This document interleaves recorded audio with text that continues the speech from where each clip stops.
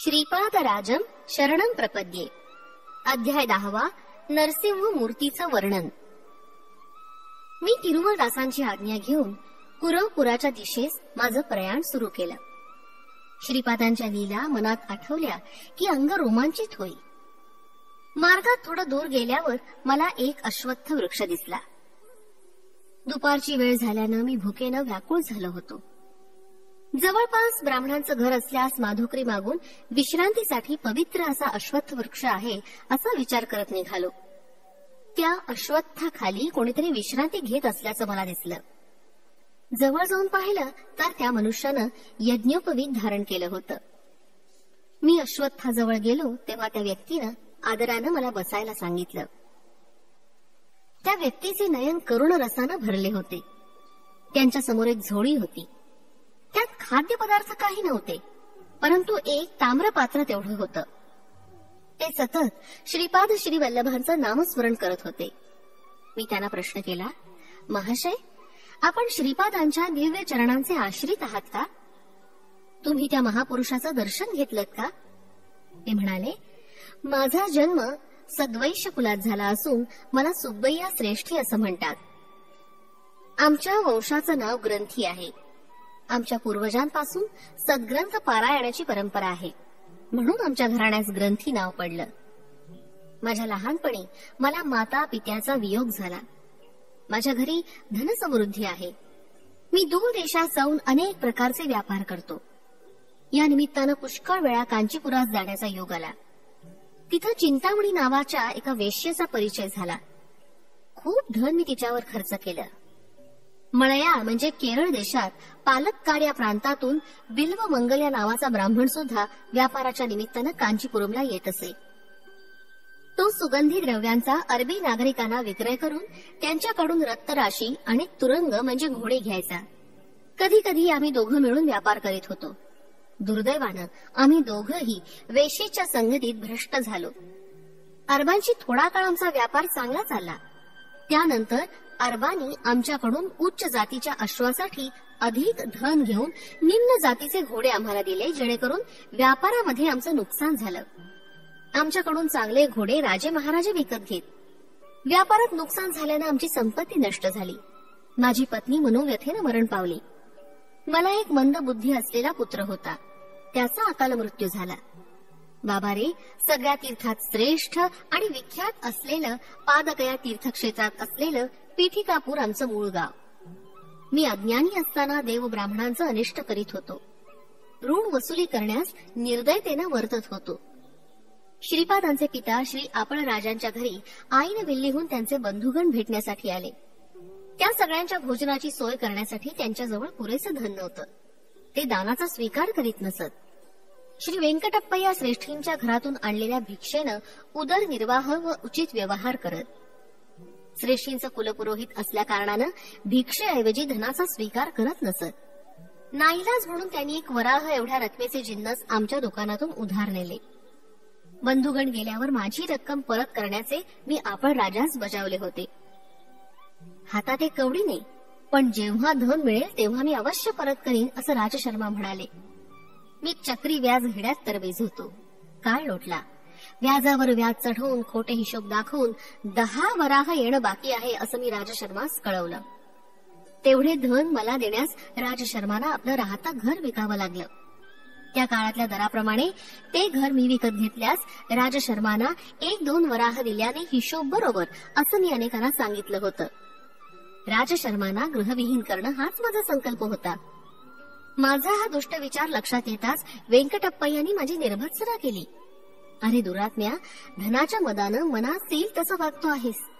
आमच्या कुलपुरोहिताचा अपमान झाल्यास आमचा अपमान झाल्यासारखं.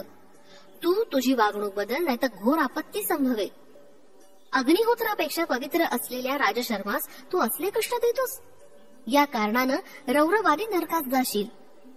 एकदा श्रीपाद श्रेष्ठींच्या घरी असताना मी श्रेष्ठींना व्यंगानं म्हणालो, राजशर्मा जर माझं ऋण फेडू शकत नसतील तर त्यांच्या पुत्रांपैकी एकास माझ्या दुकानात चाकरी करण्यास पाठवावं किंवा त्यांनी स्वतः चाकरी करण्यास यावं. एक मुलगा आंधळा तर दुसरा पंगू, तिसरा हा श्रीपाद मात्र 3 वर्षाचा. माझं ऋण कसं बरं फेडलं जाईल? असं ऐकून श्रेष्ठींचं मन दुखावलं. त्यांच्या नेत्रातून अश्रुधारा वाहू लागल्या. श्रीपादांनी आपल्या दिव्य हस्तानी त्यांचे अश्रू पुसून म्हणाले, आजोबा, मी असताना भय कसलं? हिरण्याक्ष व हिरण्यकश्यपांचा मीच संहार केला, तर सुब्बय्यांचं ऋण फेडण्यास मला कठीण काय? असं म्हणून माझ्याकडे वळून म्हणाले, अरे, तुझं ऋण मी फेडीन, चल तुझ्या दुकानात सेवा करून ऋणाची निवृत्ती करीन. ऋण फेटल्यावर मात्र तुझ्या घरी लक्ष्मी राहणार नाही, विचार कर. बाल श्रीपादांना घेऊन व्यंकटप्पय्या श्रेष्ठी सुब्बय्याच्या दुकानात आले. ते सुब्बय्यास म्हणाले, श्रीपादांच्या ऐवजी मी तुमच्या दुकानात काम करतो, चालेल का? सुब्बय्यानं नकारार्थी मान हलवली. इतक्यात दुकानात एक जटाधारी आला. तो सुब्बय्या श्रेष्ठींचं दुकान शोधित होता. त्याला एक तांब्याचं भांड विकत घ्यायचं होतं. तो श्रेष्ठींना म्हणाला, मला एका तांब्याच्या पात्राची अत्यंत गरज आहे. किंमत थोडी जास्त असली तरी चालेल. सुब्बय्यांच्या दुकानात 32 तांब्याची पात्र होती, परंतु तो खोटच म्हणाला. माझ्याकडे एकच तांब्याचं पात्र आहे. त्याला 10 वराह देऊ शकत असाल तर तुला ते मिळेल. तो संन्यासी चटकन कबूल झाला. त्याची एकच अट होती की ते पात्र व्यंकटप्पय्या श्रेष्ठींच्या मांडीवर बसलेल्या श्रीपादांनी आपल्या हातांनी त्या संन्याशास द्यावं. त्या अटीप्रमाणे श्रीपादांनी स्वहस्ते ते पात्र त्या संन्याशास दिलं. श्रीपाद प्रभू पात्र देताना हसत होते. ते म्हणाले, अरे, तुझी इच्छा आता पूर्ण झाली ना? तुझ्या घरी लक्ष्मी स्थिर राहील. तू तुझी संन्यास दीक्षा सोडून स्वगृही जा. तुझ्यासाठी तुझी पत्नी आणि मुलं वाट पाहत आहेत. तो जटाधारी संन्यासी अत्यंत आनंदित होऊन निघून गेला.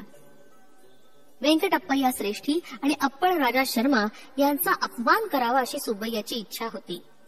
ती पूर्ण झाल्यानं त्याच्या मनात थोडा अहंकार निर्माण झाला होता आणि त्यातच तो म्हणाला, आजच्या विक्रीत मला विशेष धनलाभ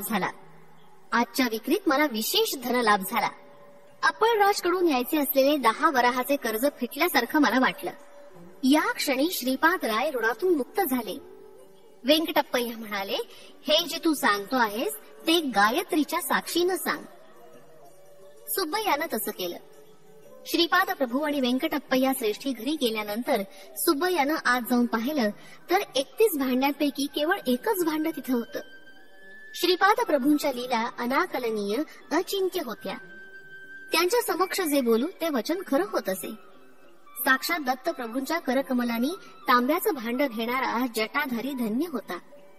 श्रीपाद प्रभूंकडून अनुग्रहाच्या स्वरूपात तांब्याचा किंवा तांब असलेला धातूचा एक तुकडा जरी मिळाला तरी दान घेणाऱ्याला भाग्याचं असतं. तेव्हा प्रत्यक्ष तांब्याचं पात्र मिळवणारा तो जटाधारी किती भाग्याचा आणि सुब्बय्या किती दुर्दैवी.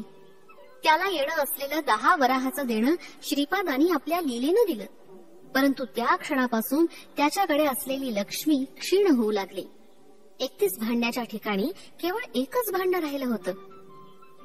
सुब्बय्यांचा अप्पळ राजाकडून 10 वराह येणं आहे असा खोटाच हिशोब दाखवला होता.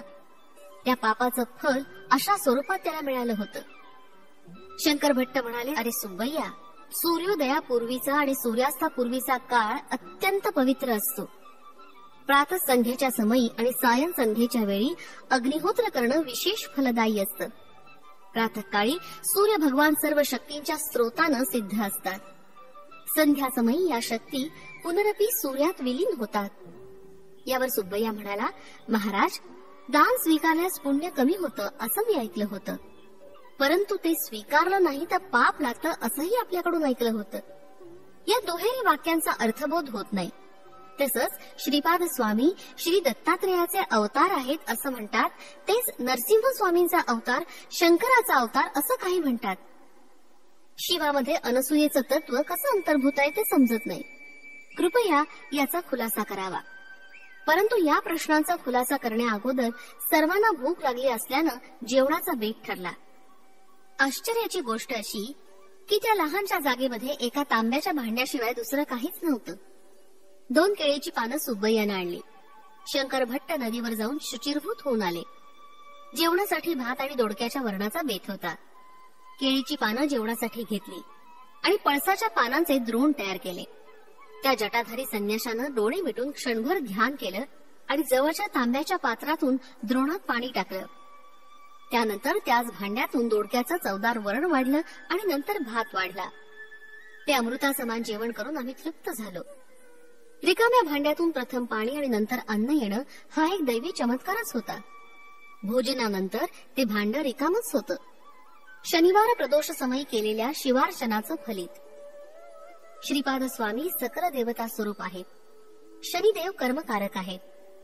ग्रहांमधील छायाग्रह राहू केतूतील राहू शनीमुळे फल देतो. केतू मंगळामुळे फल देतो. कर्मकारक असणारा शनी कर्मसाक्षी असणाऱ्या सूर्याचा पुत्र असल्यानं शनिवारची सायंकाळ शक्तिमान असते. चतुर्थी आणि त्रयोदशी राहूच बलवान असतात. शनी त्रयोदशीच्या महापर्व काळात सायंकाळी शिव आराधन केल्यास मानवाच्या पूर्वजन्मात केलेल्या पापांचं फल नष्ट होतं. श्रीपाद श्रीवल्लभांचा अवतार मंगळ ग्रहाच्या चित्रा नक्षत्रावर झाला असल्यानं या नक्षत्रावर श्रीपाद प्रभूंची पूजा केली असता सर्व ग्रह दोषांचं शमन होतं. युद्ध, आपदा, शस्त्रास्त्रांनी येणारा अकाल मृत्यू, ऋणग्रस्ततेतून उद्भवणारी संकटे यांचं कारण मंगळ ग्रह असतो. चित्रा नक्षत्रावर किंवा मंगळवारी श्रीपाद स्वामी अरुण वर्णाप्रमाणे प्रकाशमान होतात. कर्ज म्हणजे पाप, अऋण म्हणजे पाप नसणारा अर्थात पापरहित. त्या दिवशी श्रीपाद प्रभू साक्षात अरुणाचलेश्वराचं रूप असतात. वेंकटप्पय्या श्रेष्ठी, नरसिंह वर्मा आणि बापनार युलू शनी प्रदोषाच्या दिवशी शिवाराधनेत सहभागी होत. त्या दिवशी अप्पळराज शर्मा यांनी सुद्धा मोठ्या श्रद्धाभावानं त्या आराधनेत भाग घेतला होता. अखंड लक्ष्मी सौ सुमती महाराणी शिवस्वरूपातील अनसूया महातत्वाचं ध्यान करीत असे. त्या महातपाचं फलस्वरूप म्हणून श्रीपाद स्वामींचा अवतार झाला. या कारणानं वेंकटप्पय्या श्रेष्ठी, नरसिंह वर्मा अथवा बापनार युलूकडून धन स्वीकारलं ते दान होत नाही, परंतु त्यांच्याकडून धन न स्वीकारल्यास महापाप आहे असं श्रीपाद स्वामी आपल्या पित्यास न बोलता सांगू इच्छित होते. श्रीपाद प्रभू सकल देवतांचं स्वरूप आहे. सर्व देवतांच्या अतीत असणारं हे महान तत्व आहे. त्यांचं दर्शन, स्पर्श आणि संभाषण ज्या भाग्यवंतांना लाभलं ते धन्य होत. श्रीपाद वल्लभांच्या असाधारण लीलेनं त्यांनी आपल्या पित्यास ऋणमुक्त केल्याची वार्ता पिठिकापुरम गावात दावनालासारखी पसरली. 3 वर्षाच्या श्रीपादांनी अप्पळ राजूंना ऋणमुक्त केल्यानं त्यांच्या नेत्रातून पुत्र स्नेहानं अश्रुधारा वाहू लागल्या. महाराणी सुमती आपल्या पुत्रास हृदयाशी कवटाळून कितीतरी वेळ तन्मय अवस्थेत होती. यावेळी त्यांच्या घरी वेंकटप्पय्या श्रेष्ठी, नरसिंह वर्मा, बापनार्य आणि सुब्बय्या आले होते. सुब्बय्यानं सर्व वडीलधाऱ्या मंडळींसमोर श्री राज शर्माचं ऋण फिटलं असं सांगितलं. यावर श्रीपाद प्रभू म्हणाले, पित्याला ऋणमुक्त करणं पुत्राचा धर्मच असतो. कोणीतरी जटाधारी येऊन 10 वराह देऊन तांब्याचं भांड घेऊन गेला, त्यामुळे माझं कर्ज कसं फिटलं असं राजशर्मांनी विचारलं. अशा प्रकारे अनेक रसपूर्ण क्रिया प्रतिक्रिया झाल्या. बापनार युलूंनी श्रीपादांना विचारलं की ते जटाधारी संन्यासी कोण होते तुला माहितीये का? यावर श्रीपाद म्हणाले, त्या जटाधारी बद्दलच नाही तर सगळ्या जटाधारी संन्यासांबद्दल मी जाणतो. श्रीपाद स्वामी कोण आणि त्यांचं स्वरूप?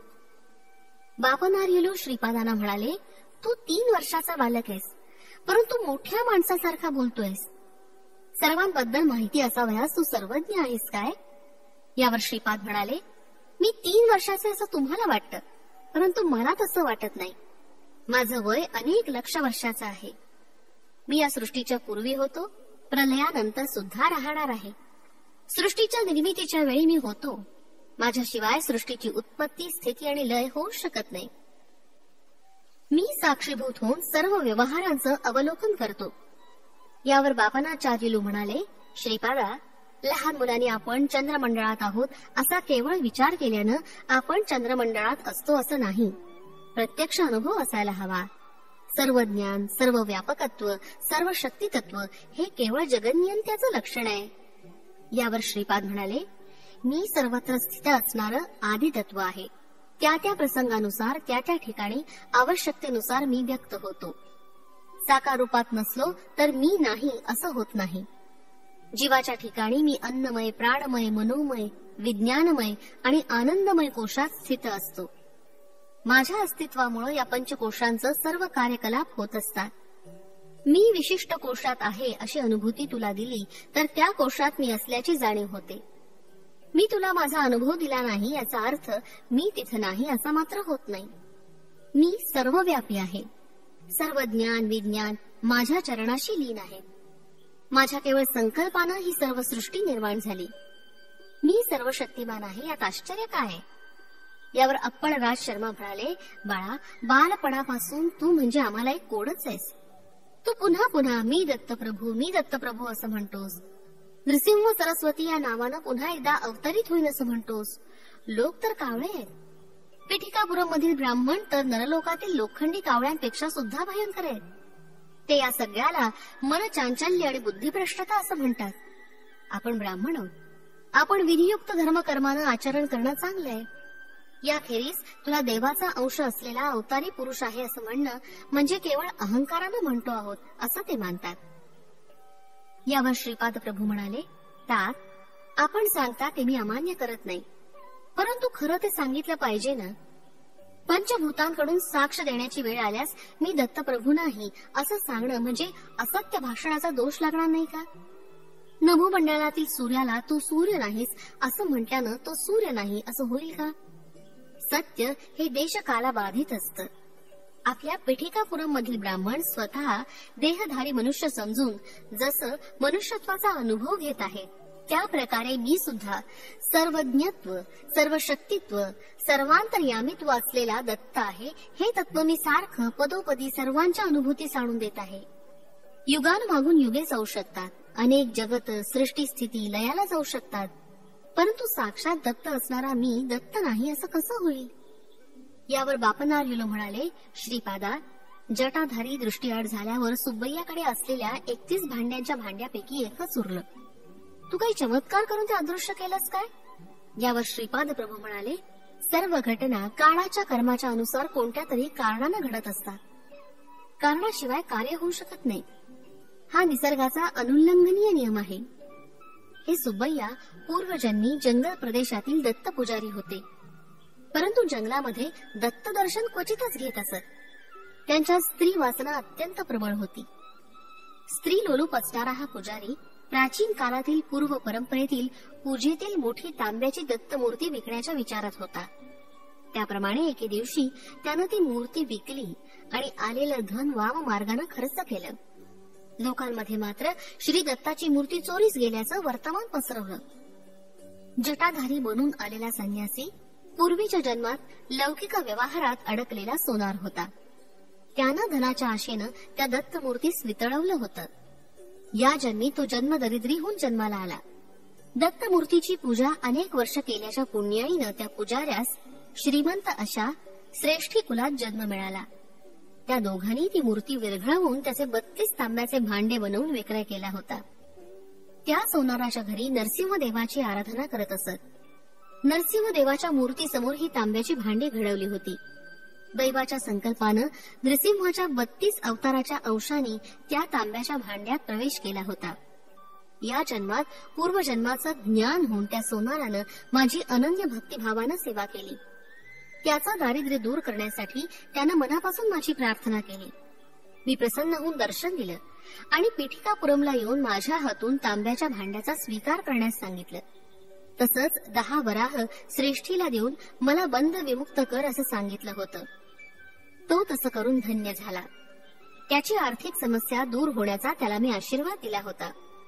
त्याच्या देणेदाराचा त्रास चुकवण्यासाठी त्यानं जटाधारी संन्याशाचा वेश घेतला होता. मला जटाधारी बद्दल सर्वच माहिती आहे ना. हा सुब्बय्या श्रेष्ठी आमच्या कुटुंबाकडून खोटेपणानं 10 वराह वसूल करून घेणार होता.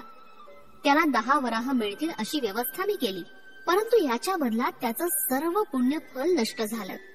हे सुब्बय्या, चिंतामणी बरोबर तू केलेले तुझे सर्व शृंगार चाळे मला माहिती आहेत. तुझी कथा माझ्या कथामृतात हास्यास्पद होईल. तू झोळी घेऊन लहान मुलांना लागणारे खाण्याचे पदार्थ विकून आपला उदरनिर्वाह चालवशील. तुझ्याकडून घेतलेल्या पैशांनी माझ्या मात्यापित्यानं त्यांच्या नातेवाईकांच्या भोजनाची व्यवस्था केली होती. तुझ्यापेक्षा जास्त मला वाण्याचा हिशोब समजतो. जेवणातील वरण भात आणि दोडक्याची भाजी करण्यातच तुझे पैसे संपून गेले होते.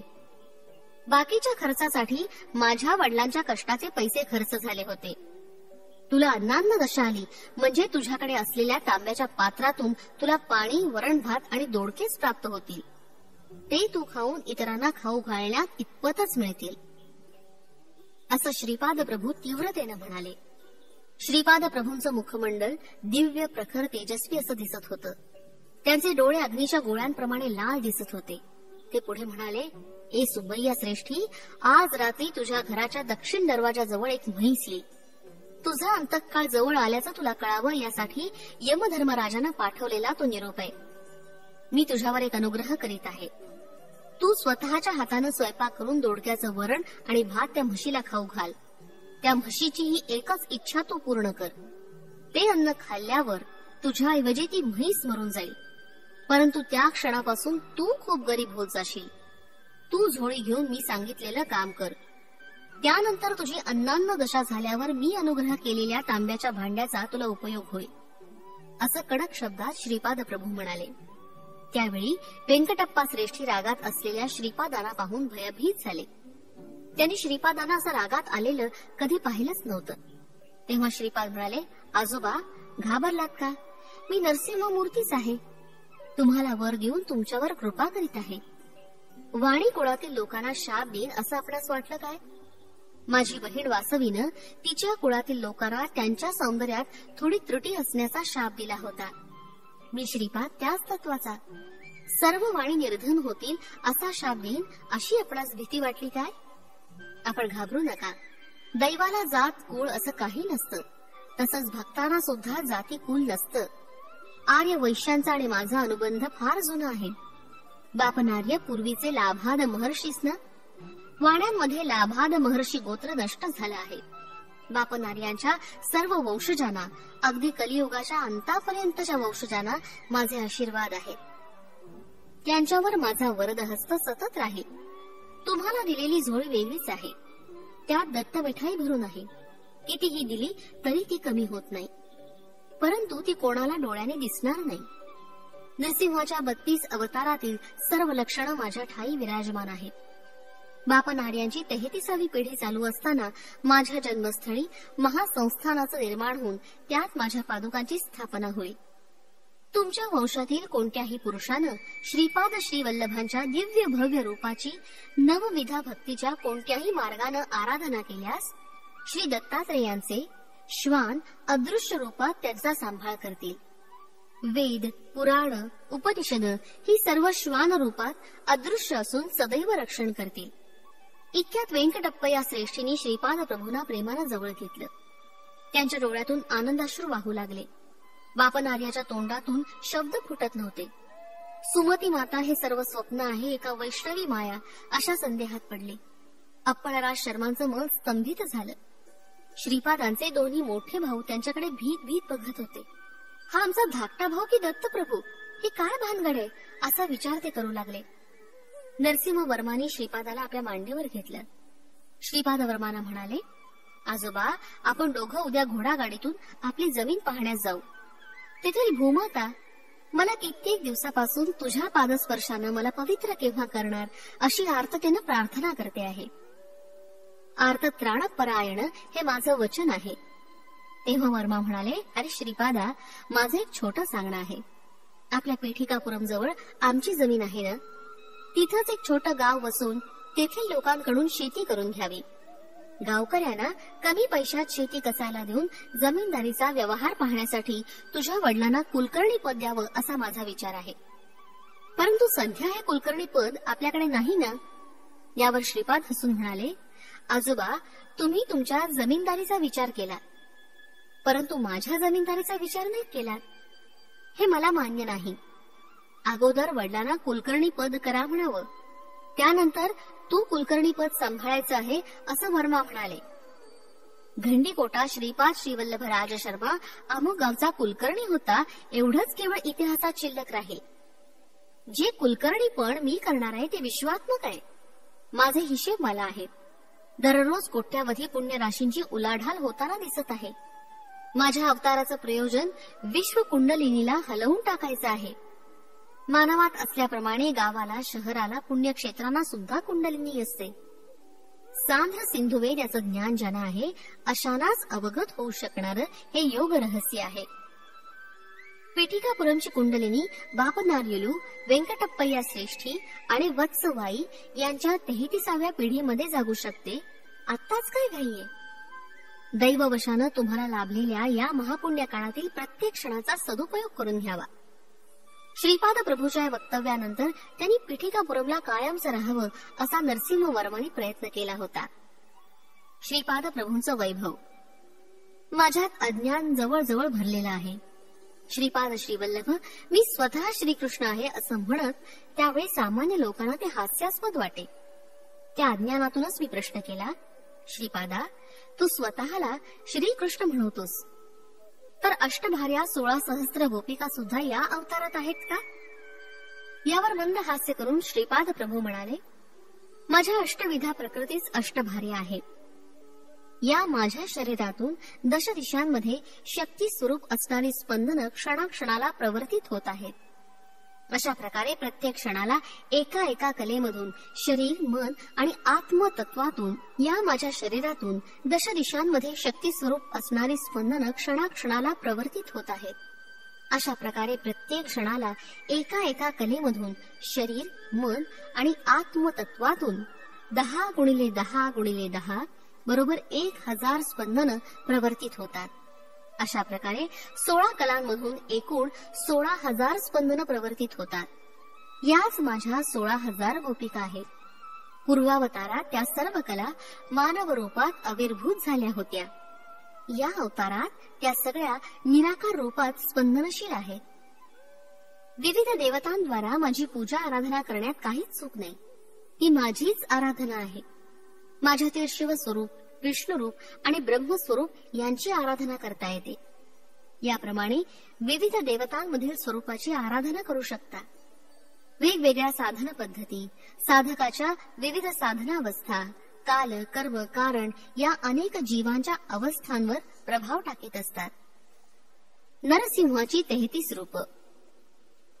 नरसिंह राजवर्म्याला त्या रात्री नरसिंहानं 33 रूपात दर्शन दिलं होतं. ती रूप अशी: कुंदपाद नरसिंहमूर्ती, ओप नरसिंहमूर्ती, दिव्य नरसिंहमूर्ती, ब्रह्मांड नरसिंहमूर्ती, समुद्र नरसिंहमूर्ती, विश्वरूप नरसिंहमूर्ती, वीर नरसिंहमूर्ती, रौद्र नरसिंहमूर्ती, क्रूर नरसिंहमूर्ती, बिभत्स नरसिंहमूर्ती, धूम्र नरसिंहमूर्ती, वन्ही नरसिंहमूर्ती, व्याघ्र नरसिंहमूर्ती, बिडाल नरसिंहमूर्ती, भीम नरसिंहमूर्ती, पाताळ नरसिंहमूर्ती, आकाश नरसिंहमूर्ती, वक्र नरसिंहमूर्ती, चक्र नरसिंहमूर्ती, शंख नरसिंहमूर्ती, सत्व नरसिंहमूर्ती, अद्भुत नरसिंहमूर्ती, वेग नरसिंहमूर्ती, विदारण नरसिंहमूर्ती, योगानंद नरसिंहमूर्ती,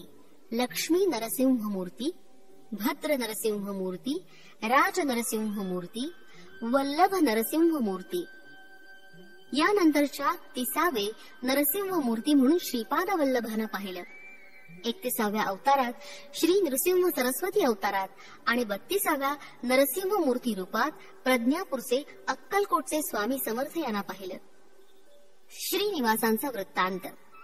कन्या मासामध्ये श्रावण नक्षत्रावर द्वादशीच्या दिवशी सोमवारी सिद्ध योगावर श्री व्यंकटेश अर्च स्वरूपात प्रकट झाले.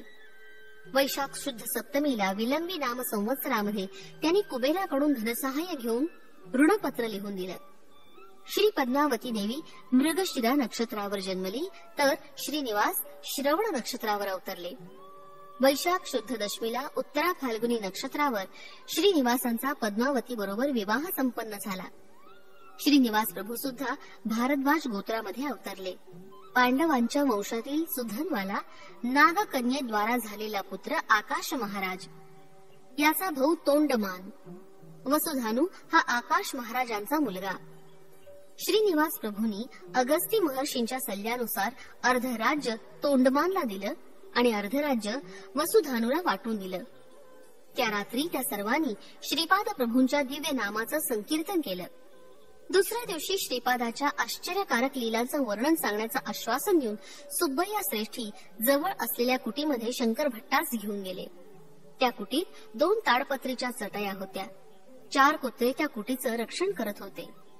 श्रीपादांच्या स्मरणानं प्राप्त होणारं फळ. श्रीपाद प्रभूंच्या हृदयंगम लीलांच्या केवळ स्मरण मात्रानं अनेक जन्मातील साठलेल्या पापांच्या राशी भस्म होऊन जातात.